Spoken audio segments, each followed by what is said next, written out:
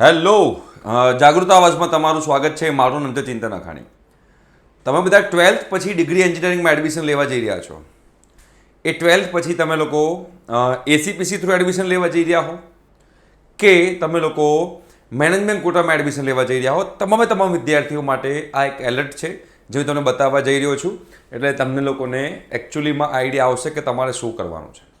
બીજી અગત્યની વાત, તમારે જો બેટા વોટ્સએપ ગ્રુપમાં જોડાવાનું બાકી હોય તો ડિસ્ક્રિપ્શન બોક્સમાં વોટ્સએપ ગ્રુપની લિંક છે, એની પર ક્લિક કરી તમે જોડાઈ શકો છો. એક વાર જોડાઈ ગયો તો બીજી વાર જોડાવાની જરૂર નથી. ઓકે, ચાલો. તો હવે આપણે રાઉન્ડ 1નું રિઝલ્ટ આવી ગયું છે. હવે બે ટાઈપની અત્યારે એડમિશન પ્રોસિજર ચાલી રહી છે, ધ્યાનથી સમજજો. એક એસીપીસીની અને એક મેનેજમેન્ટ કોટાની. બરાબર, આ બંને માટેનો બહુ ઇમ્પોર્ટન્ટ છે. બંનેમાં ના રૂલ્સ જે છે, ફી પે કરવાના અને રિફંડ પોલિસી જે છે, એ બધી વસ્તુ તમે લોકોને હું સમજાવીશ. બંને ફી પે કરવાની, રિફંડ પોલિસી બંને એસીપીસીની વેબસાઇટ પર આવી ગયું છે. તો અહીંયા આગળ તમને વન બાય વન મને બતાવીશ. અત્યારે સૌથી પહેલાં આપણે વાત કરીએ એસીપીસીની. શું કીધું છે? સરકારશ્રીના નિયમોની જોગવાઈ અને બે નોટિસ છે. સરકારશ્રીના નિયમોની જોગવાઈ અન્વયે કોઈપણ પ્રોફેશનલ અભ્યાસક્રમના પ્રવેશ માટે અને પ્રવેશ મેળવ્યા બાદ પણ કોઈપણ વિદ્યાર્થી કોઈપણ કોટાના એડમિશન માટે સંસ્થા ખાતે ઓરિજિનલ ડોક્યુમેન્ટ આપવાના રહેતા નથી, તથા સંસ્થા તેમની પાસે ઓરિજિનલ ડોક્યુમેન્ટ જમા રાખી શકશે નહીં. પહેલી વસ્તુ, તમારે કોઈ જગ્યાએ મેનેજમેન્ટ કોટામાં એડમિશન લેતા હો કે એસીપીસી થ્રુ એડમિશન લેતા હો, કોઈ જગ્યાએ તમારે તમારા ઓરિજિનલ જે ડોક્યુમેન્ટ્સ છે તમારે અપલોડ કરવાના નથી.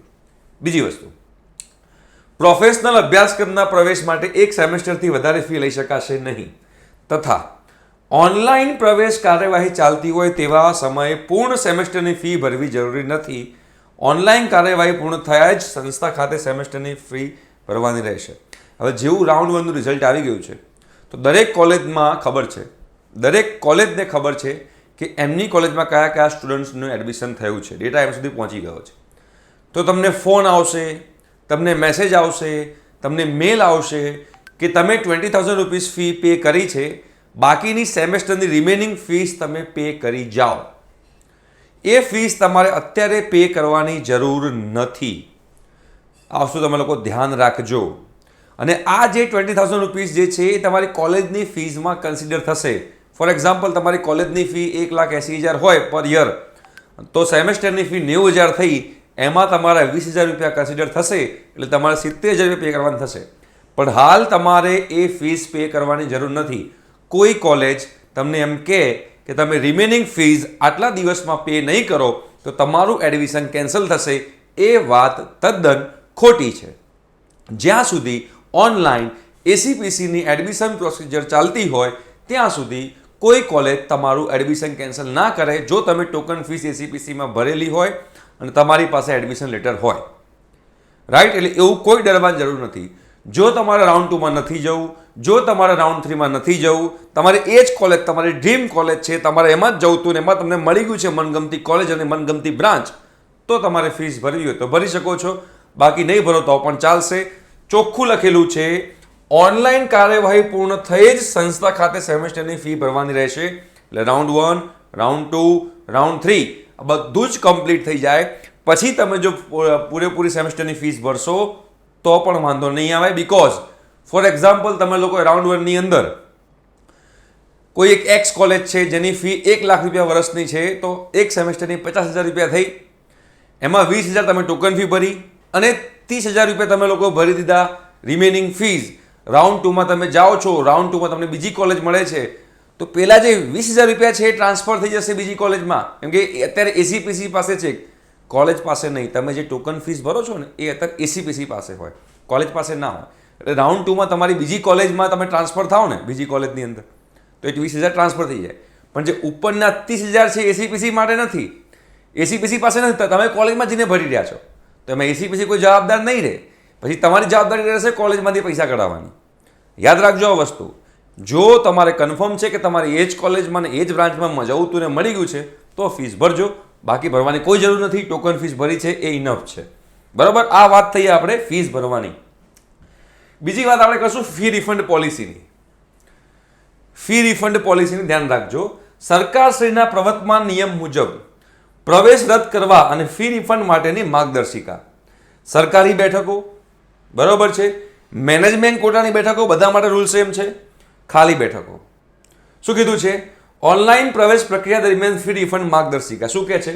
ઓનલાઈન પ્રવેશ પ્રક્રિયા દરમિયાન, જે ઓનલાઈન આખું ચોઇસ ફિલિંગ ચાલે છે દરમિયાન, જો ઉમેદવાર એસીપીસી બેઠકો માટે ઓનલાઈન પોર્ટલ દ્વારા કન્ફર્મ કરેલ પ્રવેશ રદ કરે છે અને મેનેજમેન્ટ બેઠકોમાં નિર્ધારિત સંસ્થાઓને પ્રવેશ રદ કરે છે, કરવા વિનંતી કરે છે, તો ઉમેદવાર સંપૂર્ણ રિફંડ મળવાને પાત્ર છે.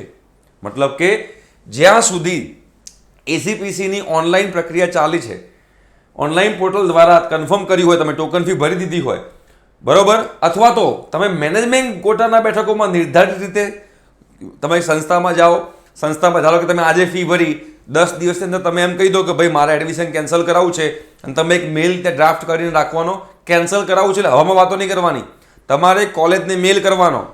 એનો જે મેલ હોય એ મેલ આઈડી તમારે વેબસાઇટ પરથી મળી જશે, એને મેલ કરવાનો. એ મેલ કરીને તમારી પાસે પ્રૂફ રાખવાનું. જો કોલેજ કદાચ તમને રિફંડ ના આપે તો એ મેલથી આપણે કમ્પ્લેન કરી શકીએ અને તમારી ફીસ બધી પાછી આપણે લઈ શકીએ. તો શું કીધું છે ફરીથી ધ્યાનથી સમજજો.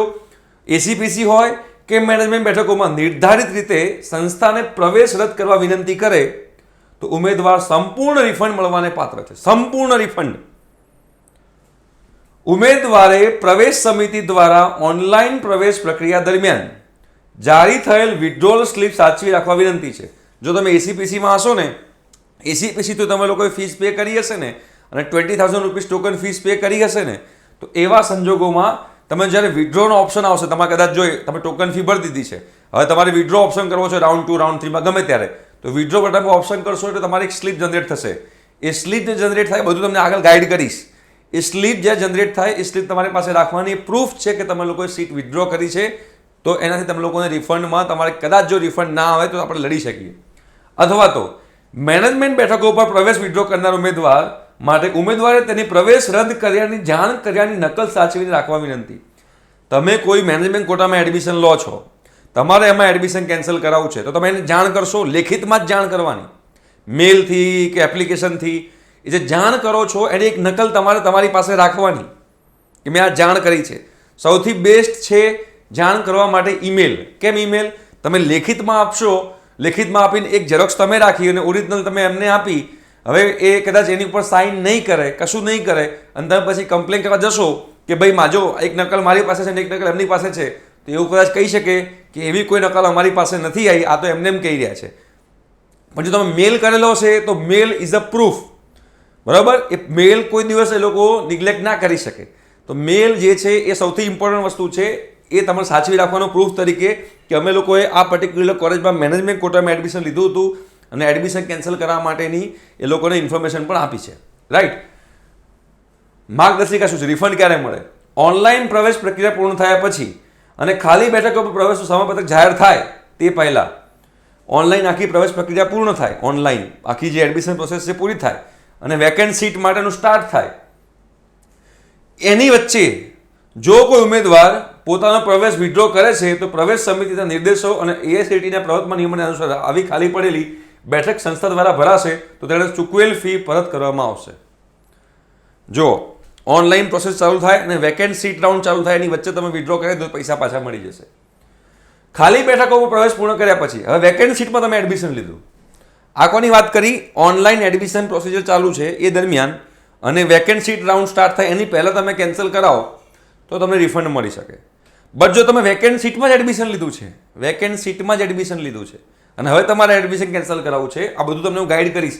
ખાલી બેઠકો પર પ્રવેશ પૂર્ણ કર્યા પછી કોઈ પણ કારણસર ઉમેદવારી પાછી ખેંચવા ઈચ્છુક ઉમેદવારે તેને કોલેજ અથવા સંસ્થામાં પ્રવેશ આપવામાં આવ્યો છે તેને રૂબરૂ લેખિતમાં વિનંતી કરવાની રહેશે, ત્યાં જઈને વિનંતી કરવાની.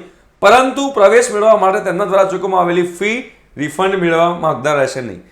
એ વખતે તમે જે ફી પે કરી હશે પાછી નહીં મળે. વેકેન્ટ રાઉન્ડમાં તમે લોકોએ પાર્ટિસિપેટ કર્યું, વેકેન્ટ રાઉન્ડની અંદર તમે એડમિશન લીધું, એના માટે તમે જે ફીસ પે કરીને હવે તમે એમ કહો છો કે મારે કેન્સલ કરાવવું છે, તો રૂબરૂ એ કોલેજમાં જઈને કેન્સલ કરાવવાનું, પણ એ જે પૈસા ભરેલા હશે પાછા નહીં મળે. બરાબર? જેટલા ભર્યા હશે એટલા, 20,000 કે 25,000 જેવી ભર્યા હોય. અને ત્રીજો નિયમ, વિદ્યાર્થીની વિનંતી પર કોલેજ અથવા ઇન્સ્ટિટ્યૂટ કક્ષાએ પ્રવેશ રદ કરવાના કિસ્સામાં કોલેજ લેવલે તમે એડમિશન કેન્સલ કરાવવા જાઓ છો, લાસ્ટમાં વિદ્યાર્થી વર્તમાન સત્રની ફી ચૂકવવા માટે જવાબદાર રહેશે અને કોઈ પણ કોલેજ અથવા સંસ્થા આગળના સત્ર માટેની ફીની માગણી કરશે નહીં. એટલે તમે કદાચ ફર્સ્ટ સેમેસ્ટરમાં પહોંચી ગયા, ફર્સ્ટ સેમેસ્ટર સ્ટાર્ટ થઈ ગયું અને તમે એ કોલેજનું કેન્સલ કરાવવા માગો છો, તો તમે એ કોલેજ એવું કહેશે કે 4 વર્ષની ફી ભરો પછી એડમિશન કેન્સલ કરાવો. એવું નહીં. 4 વર્ષની ફી ભરવાની જરૂર નથી. એ પર્ટિક્યુલર વર્ષની ફી ભરીને તમે એડમિશન કેન્સલ કરાવી શકો છો. રાઈટ. તો આ નિયમો તમને લોકોને ખબર હોવા જરૂરી છે. સ્ટેપ બાય સ્ટેપ હું તમને ગાઈડ કરતો રહીશ. કોઈ પણ જગ્યાએ તમને કોઈ વ્યક્તિ એમ કે, કોઈ પણ કોલેજ તમને એમ કે આ નિયમ ખોટો છે, તો આ એસીપીસીનો ઓફિશિયલ રૂલ છે. આ બંને રૂલ હું અહીં આગળ આ વિડીયોના ડિસ્ક્રિપ્શન બોક્સમાં મૂકી દઈશ. ઠીક છે. Thank you so much. By.